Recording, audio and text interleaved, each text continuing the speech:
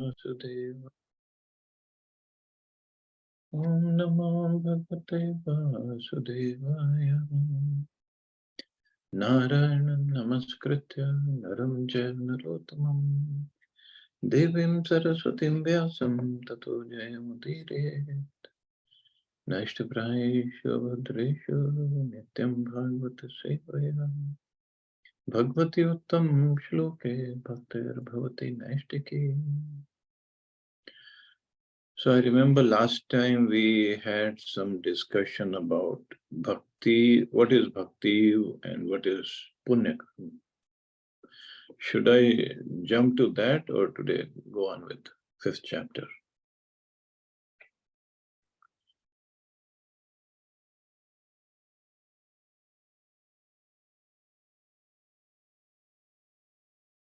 Okay.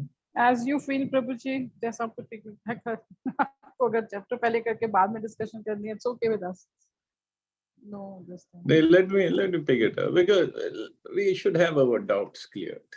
Yeah, Then we'll definitely, understand. Prabhuji. Definitely. So if you're also seeing on internet on your laptop, go to chapter 12 of Bhagavad Gita, text 6-7. We'll not go through the shloka, just a translation. So Krishna says on 12th chapter, from there are 18 chapters. So 1st through 6, Karma Yoga, 7 through 12, Bhakti Yoga, and 13 through 18 is Jnana Yoga. Now 7 through 12, Krishna talks about Bhakti. So 12th chapter is called devotional service, and it takes us to the ultimate thing what Krishna wants to say about bhakti. And so in 6th and 7th shloka he says, but those who worship me, giving up all their activities unto me and being devoted to me without deviation, engaged in devotional service and always meditating upon me, having fixed their minds upon me, O son of Pritha, for them I am the swift deliverer from the ocean of birth and death. Swift deliverer. Tesham samudharta mrityu samsara sagara. Not for anybody else. Now, who is this anybody else he is talking about? Because in the beginning of this chapter, Arjuna asks that which is better, to meditate on impersonal or personal? Service of personal. So in 5th shloka, he says, Krishna says, for those whose minds are attached to the unmanifested, impersonal feature of the Supreme, advancement is very troublesome. To make progress in that discipline is always difficult for those who are embodied. Means we all are embodied. So, so it's very troublesome to make progress impersonal way. So for personal, he said about devotional service, those engaged in devotional service. But from 8th verse, then he gives different gradations. Because Krishna is father of everybody. Everybody comes from him. He loves every soul. He cares for everybody. But everybody is not at the same level of consciousness. So he still gives a chance to everybody. So he says, just fix your mind upon me, the Supreme Personality of Godhead, and engage all your intelligence in me. Thus you will live in me always without a doubt. And this is only possible through devotional service. Not through punya karma, not through meditation on impersonal, nothing else. Only through devotional service. So Prabhupada says, one who is engaged in Lord Krishna's devotional service lives in a direct relationship with the Supreme Lord. So there is no doubt that his position is transcendental from the very beginning. So no doubt about that. A devotee does not live on the material plane. He lives in Krishna. So what if somebody cannot think of me? Now Krishna says further, 9th verse. My dear Arjun, O winner of the wealth, if you cannot fix your mind upon me without deviation, then follow the regulative principles of Bhakti Yoga. In this way develop a desire to attain me. So he says, just perform regulative principles like what we are trying to do. We are trying to engage our mind in Krishna, but right now we are struggling, and even struggling to perform the principles of Bhakti Yoga also, like chanting. We hardly chant, we just complete our rounds. But process is this only, slowly, slowly, slowly, keep on doing it, then slowly, slowly, slowly, after maybe in this lifetime, maybe next lifetime, we would be able to fix our mind in Krishna. So Prabhupada says in the purport towards the last, to practice the regulative principle of Bhakti Yoga, one should, under the guidance of an expert spiritual master, follow certain principles. One should rise early in the morning, take bath, enter the temple and offer prayers and chant Hare Krishna. Then collect flowers to offer to the deity, cook foodstuffs to offer to the deity, take prasadam, and so on. So there are various rules and regulations which one should follow. And one should constantly hear Bhagavad Gita and Srimad Bhagavatam from pure devotees. This practice can help anyone rise to the level of love of God. And then he is sure of his progress into the spiritual kingdom of God. This practice of Bhakti Yoga under the rules and regulations with the direction of a spiritual master will surely bring one to the stage of love of God. Okay, somebody says, well, even that is difficult for me. Then what? Krishna says, if you cannot practice the regulations of Bhakti Yoga, then just try to work for me. Because by working for me, you will come to the perfect stage. So if one cannot do all this Bhakti Yoga principle, then work for him. Work for him means do some service here or there, whatever we can. So Prabhupada says, one who is not able even to practice the regulative principles of Bhakti Yoga can still be drawn to the perfection stage. How to do this work has already been explained in the 55th verse of 11th chapter. So what is the 55th verse? Mat karma krin mat parmo mad bhakta sangha varjita nirvaira sarva bhuteshu yasa mameti pandava. My dear Arjun, he who engages in my pure devotional service, free from the contaminations of fruitive activities and mental speculation, he who works for me, who makes me the supreme goal of his life, and is friendly to every living being, he certainly comes to me. So Prabhupada further says, so one should be sympathetic to the propagation of Krishna consciousness. There are many devotees who are engaged in the propagation of Krishna consciousness and they require help. So even if one cannot directly practice the regulative principles, he can try to help such work. So help such work. The man give donation by physically helping devotees propagate in the propagation of Krishna consciousness or whatever way. Okay, Krishna says, if you cannot even do that. See, Krishna is giving so many options, how to start, where to start. If, however, you are unable to work in this consciousness of me, then try to act giving up all results of your work and try to be self-situated. Now, all results of your work. It doesn't mean we're going to give up everything that we are earning. We'll start with something. But for Krishna's service.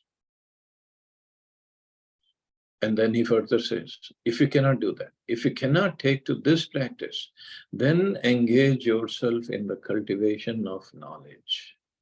Better than knowledge, however, is meditation, and better than meditation is renunciation of the fruits of action. For by such renunciation, one can attain peace of mind. So if somebody cannot even work for me, just get some knowledge. Try to get some knowledge. So many paths are given, and one can make progress accordingly. That's all. And in the purport to this, Prabhupada says that, I'm trying to find exact words.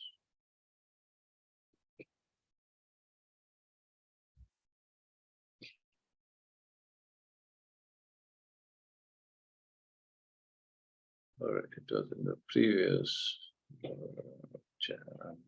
verse.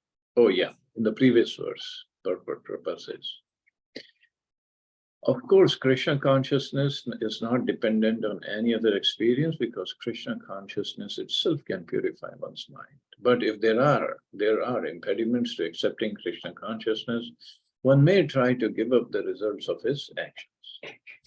So in that respect, giving up the results of actions means trying to do some donation. In that respect, social service, community service, national service, sacrifice of one's country, etc., may be accepted so that someday one may come to the stage of pure devotion service to the Supreme Lord. So this is where the pious activities come into the picture. Now, what about us? Of course, we should try to do pious activities and bhakti, everything we have to do, because we are not pure devotees yet. We're not there yet. But the point is, we should understand what is it that Krishna wants. That's more important than what do we want. If Krishna wanted us to do only social service, he would have said so. But he says the topmost thing is to engage your mind in me. And that is not possible by social service. If he didn't want us to become devotees, he said one verse which came twice in Bhagavad Gita. Man mana bhav mad bhakto madhyaji mam namaskuru. Mame vaishyasi satyam te pratijane priyosi me. So he said, man mana, think of me, mad bhakto, become my devotee, madhyaji, worship me, mam namaskuru, pay obeisances. By doing this, you will come back to me. Sarva dharman parityaja mam ekam sharanam praja. He clearly says that. Do bhakti, take surrender unto me, take shelter of me. So, Manav Seva is not Madhav Seva. People say Manav Seva is Madhav Seva. No. They try to make us emotional. Oh, so you think Krishna doesn't want you to serve the poor and needy? Krishna wants us to serve poor and needy. He doesn't say. He will not be angry with us if we serve poor and needy. But then, first of all, we have to understand who is poor and needy. We try to justify that by doing that. Okay, materially poor and needy are the poor and needy. Those who don't have food, those who don't have shelter, or don't have medicine, and they are sick. I'm not saying they're not needy, they're not poor. But anybody, actually, according to scripture, anybody who is spiritually poor, he is poor. So the real help is to make somebody progress spiritually. So those materially poor also, we can help them by giving them prashadam. We have to fill their bellies, they're hungry, yes, we have to help them, give them prashadam. So nobody is stopping that. But so in that way, we are helping both ways, physically and spiritually also. Prashadam will act sooner or later. It will act, definitely it will have its effect. So this is where we have to understand what Krishna wants. We understand what we want. We want to help. We want to, in the help sometimes we also want our names to be shown to others that I have done this. That's okay, but that is karma mishrit, whatever we are doing. It's not the best, but it's better than not serving, not helping anybody. That's also being a miser. So being a miser is not good, but we have to know how to help, whom to help.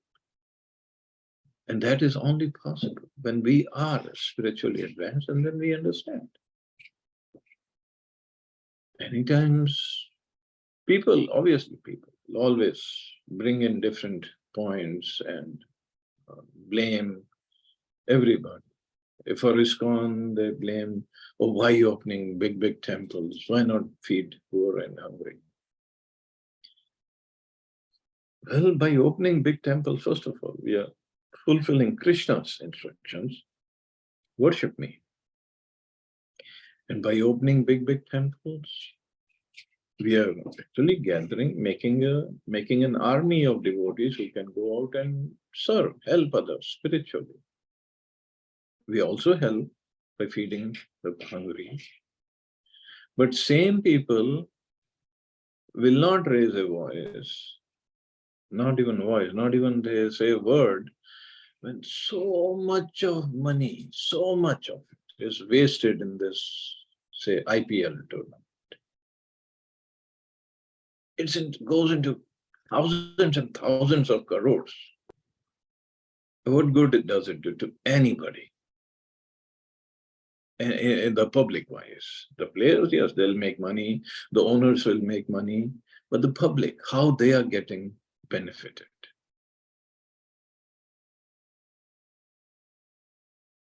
No way, nothing. There's nothing except some entertainment. And that too, you feel happy when your team wins. That's all.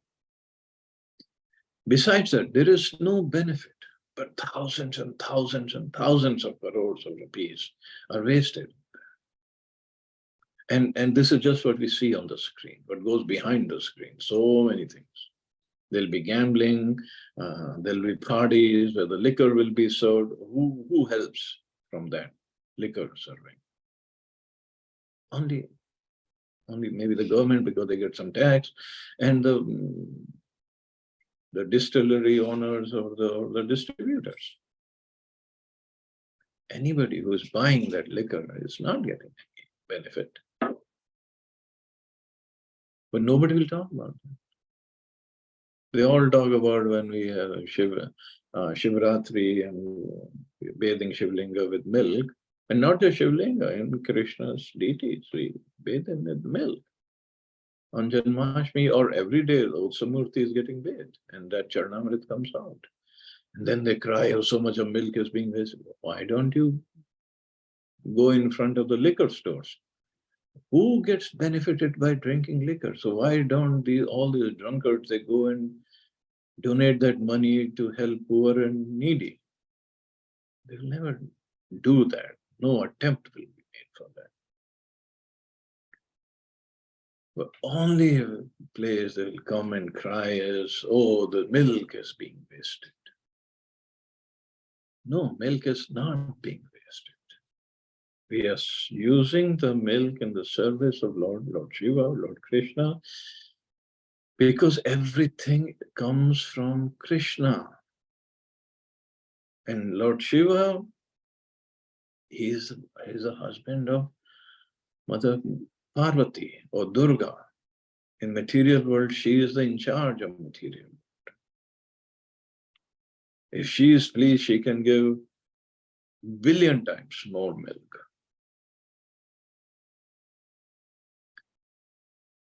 But for that, knowledge has to be there. For that, practice of regulative principles have to be there. So then we can understand. Then our brains will open up and we can understand what is truth. But people just don't want to do all this because it just doesn't feel good. They ask, why are you spending so much money on elaborate Janmashtami festivals? Well, it's the birthday of Lord, Supreme Lord Krishna. Oh, the Supreme Lord of the whole universe, He is the controller, everything He is. And it's His appearance day. Why can't we celebrate your birthday? How opulently you celebrate it. And not just birthday. When last time, who was the US president who came to India? It was, I think, Barack Obama came, or even before that, Bill Clinton came. How much money was spent on their one-day visit to India? And that president won't be there for next 4 years or after 4 years or whatever. Just as one-day visit, how much money is spent on security and on other arrangements? Nobody cries for. And here's a Supreme Lord, his birthday festival, or Lord Jagannath's Rath Yatra. Supreme Lord is coming. How grand that festival should be. But everybody gets a stomachache for it. Why not?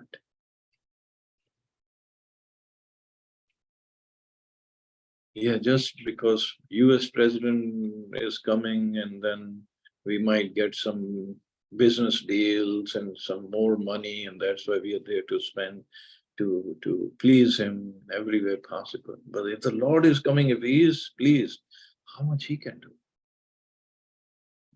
But nobody's ready to believe that. So this is where, because knowledge is not there, lack of knowledge, lack of appreciation, lack of respect, lack of devotion. So devotional service is the topmost. It can't be even compared to pious activity.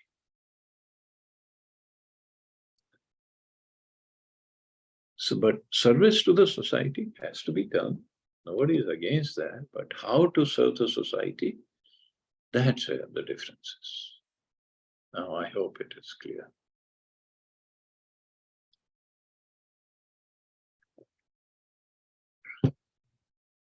Okay, so coming back to our Bhagavad Gita as it is, Chapter 5, Karma Yoga, Action in Krishna Consciousness, text 7 onwards. Yoga Yukto Vishuddhatma, Vijitatma, Jitendriya, Sarva Bhutatma, Bhutatma, Kurvan Apina Lipyate. One who works in devotion, who is a pure soul and who controls his mind and senses, is dear to everyone, and everyone is dear to him. Though always working, such a man is never entangled. Kurvan Apina Lipyate. He's always working, but is never entangled. Why? When he who works in devotion. Entangle means entangled in the material world, taking birth again.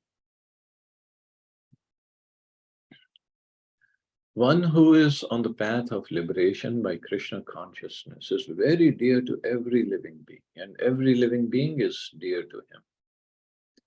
So, dear to every living being, even not just human beings, not just Hindus, birds, plants, animals, everybody.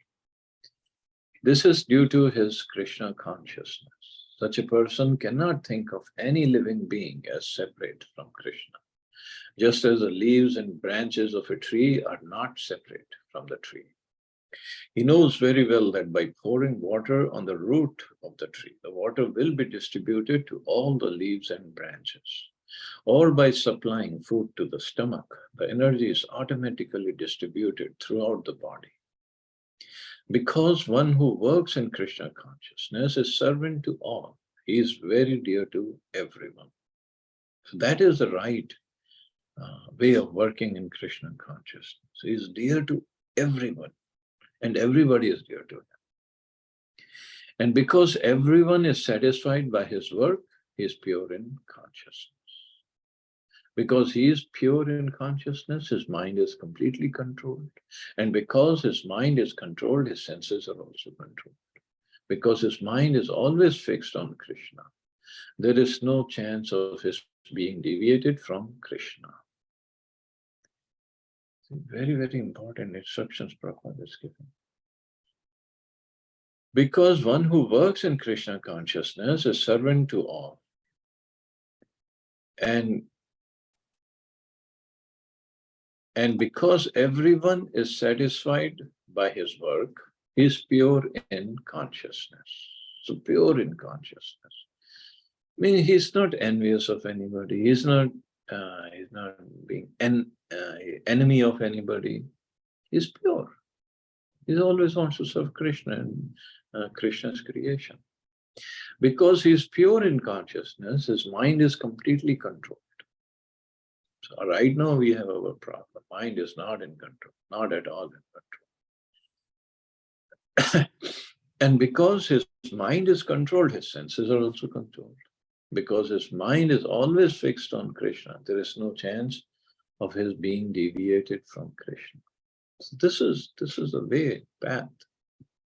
But our mind is not in control, senses are not in control. We're not pure in consciousness, and we are not trying to serve everybody. We are trying to be the boss of everybody, controller of everybody. So that is where I'm also trying, the other person also trying. 8 billion population is trying at the same time. So there will be fights. And there are fights. Nor is there a chance that he will engage his senses in matters other than the service of the Lord. He does not like to hear anything except topics relating to Krishna. He does not like to eat anything which is not offered to Krishna, and does not wish to go anywhere if Krishna is not involved. So this is real control of senses. This is not forcing, but he just doesn't like to do that. Because if Krishna is not there, what is the use of that place? Therefore, his senses are controlled. A man of controlled senses cannot be offensive to anyone. One may ask, why then was Arjun offensive in battle to others? Wasn't he in Krishna consciousness? Arjun was only superficially offensive because, as has already been explained in the second chapter, all the assembled persons on the battlefield would continue to live individually, as the soul cannot be slain. So spiritually, no one was killed on the battlefield of Kurukshetra. Only their dresses were changed by the order of Krishna, who was personally present. So their dresses, or their bodies, of course,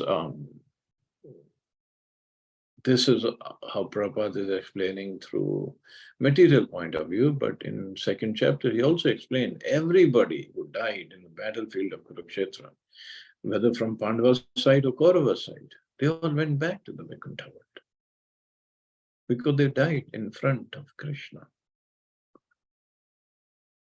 When Bhishma Pitama was leaving, he asked Krishna to be present. He wasn't Bhishma Pitama, it was Mahajan. So Krishna personally came, not just Krishna, all the sages from all over the universe came to see the glorious departure of Bhishma Deva. But the point was, Bhishma Deva wanted to live in presence of Krishna. So he didn't have to come back in any body. So similarly, all the fighters, whether they were aware of Krishna as being the Supreme Personality of Godhead or not, everybody who died on the battlefield, even the animals must have died also. They all went back. So Prabhupada, so materially thinking, so no one was killed, only their dresses or their bodies were changed by the order of Krishna. Even Arjuna did not kill them whimsically. He wanted to run away from the battlefield, but he fought this battle as a service to Krishna. Therefore, Arjuna, while fighting on the battlefield of Kurukshetra, was not really fighting at all. He was simply carrying out the orders of Krishna in full Krishna consciousness. Such a person is never entangled in the reactions of work. Such a person is never entangled. So people, see, those who don't have understanding of Bhagavad Gita, They say Arjun didn't want to fight. He was such a peace-loving person, and Krishna was the one who induced him to fight. Krishna is such a big politician, and this and that. First of all, we have to read, understand Bhagavad Gita, who Krishna is, and then what happened when Krishna induced Arjun to fight and kill all these people. Many things happened simultaneously. And mercy, this is mercy of Krishna. He gave liberation to everybody who died in that battlefield. Arjun didn't want to fight. It wasn't the fighting, it was his duty. He had to perform his duty. And on top of it, Arjun was never entangled in the reactions of work because Krishna was pleased by his service. So Krishna is not a politician, he's Supreme Personality of God. And he can give liberation, he can give devotion service, he can do anything. And if Krishna wanted to kill all these warriors, he showed in his universal form, we'll study in 11th chapter, how he said, he tells Arjun, all these warriors who have come here, they're not going to go back. They all are going to die. I've already killed them already. He had all showed his plan, right? They are all going to die. So you fight the battle, take the credit. So it's not easy to understand Bhagavad Gita just by reading superficially or just by listening or reading on the on the internet, at the Google or ChatGPT or whatever. We have to really go inside the heart of Bhagavad Gita, the words that are spoken by Krishna. Why is he speaking these words? And that only is possible if one is a devotee of Krishna, then he can know the heart of Krishna. Krishna himself reveals his intentions. Then we can understand what is Bhagavad Gita all about. Further, Krishna says, Nev kinchit karomiti yukto manye tattvavit. Pashyan shrinvan sparshan jigran shvan gachan swapan shvasan. Pralapan visrijan grinan unmishan nimishannapi. Indriyani indriyarthetu vartanditi dharyam. Okay. A person in divine consciousness, although engaged in seeing, hearing, touching, smelling, eating, moving about, sleeping and breathing, always knows within himself that he actually does nothing at all. Because while speaking, evacuating, receiving, or opening or closing his eyes, he always knows that only the material senses are engaged with their objects and that he is aloof from them. He means the soul is aloof from them. So a person in Krishna consciousness is pure in his existence, and consequently he has nothing to do with any work which depends upon 5 immediate and remote causes: the doer, the work, the situation, the endeavor, and fortune. So there are 5 remote causes and 5 immediate and remote causes: the doer, the work, the situation, the endeavor, and the fortune. This is because he is engaged in the loving transcendental service of Krishna. Although he appears to be acting with his body and senses, he is always conscious of his actual position, which is spiritual engagement. In material consciousness, the senses are engaged in sense gratification, but in Krishna consciousness, the senses are engaged in the satisfaction of Krishna's senses. So satisfaction of Krishna's senses means, Krishna wants to hear something nice. We all want to hear something nice. Krishna also wants to hear something nice, but what is nicer than Krishna himself? of Krishna's name, Krishna's bhajan. Nothing nicer than that. So he wants to hear that. So when he hears us chanting his name, he is pleased. We hear somebody chanting, or like the leaders, politicians or business people or any leader, they want to hear their name by their followers. So and so, Jindabad, Jindabad. So his followers are pleasing him. In return, he might be able to give something. But when we chant Krishna's name, Krishna's senses are pleased. Why? Is not a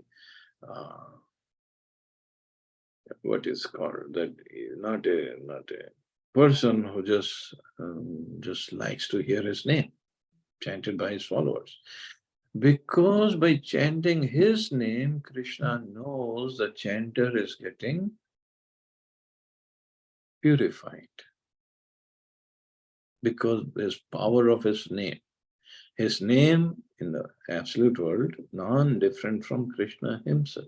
So by chanting his name, we are getting purified. And when we are getting purified, this is pleasing Krishna. That this jiva is ready to come back to the spiritual world. Not that he is an egotist that, oh, everybody should talk about me. Because we are getting purified. That's why he is pleased. So similarly, other senses of Krishna, when we are cooking bhoga and with love and devotion and offering it to Krishna, does Krishna need our food? No. Radharani and all the gopis, Mother Yashoda, always cooking for him in Gola Vrindavan. In Vaikuntha, Lakshmi is cooking for Narayan. Can we even compete with Lakshmi or Radharani in cooking for Krishna? No. He is pleased seeing our endeavor to serve him, to please him, to cook for him. The time we take to buy the stuff and then cooking and offering with proper rules. And then in the process, he purifies that bhoga. Then it is called prasad. Prasad means mercy. So he adds his mercy. So he purifies that. So that when we eat, we become purified. Our senses are pleased. Our hunger and thirst are gone. And at the same time, we get purified. Means consciousness is getting purified. So this is where he is pleased. Similarly, other services for him.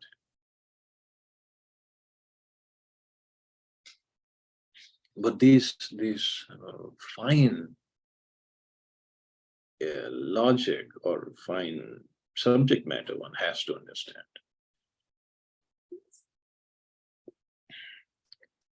So in material consciousness, the senses are engaged in the satisfaction of, senses are engaged in sense gratification, but in Krishna consciousness, the senses are engaged in the satisfaction of Krishna's senses. Therefore, the Krishna conscious person is always free, even though he appears to be engaged in the affairs of the senses. He appears to be, but he's not. He's always free because he is acting spiritually. Activities such as seeing and hearing are actions of the senses, meant for receiving knowledge, whereas moving, speaking, evacuating, etc. are actions of the senses meant for work. So, knowledge acquiring, working, and working senses. A Krishna conscious person is never affected by the actions of the senses. He cannot perform any act except in the service of the Lord, because he knows that he is the eternal servitor of the Lord. So eternal servitor, servant. So he is an eternal servant of the Lord. So he knows, he has come to that level of understanding. So whatever he does, it's not going to entangle him. So basically Krishna is telling us that the war, although you will be killing, but in reality you won't be killing and you will not get entangled or affected. I guess I can stop here. So see anybody has any questions or comments.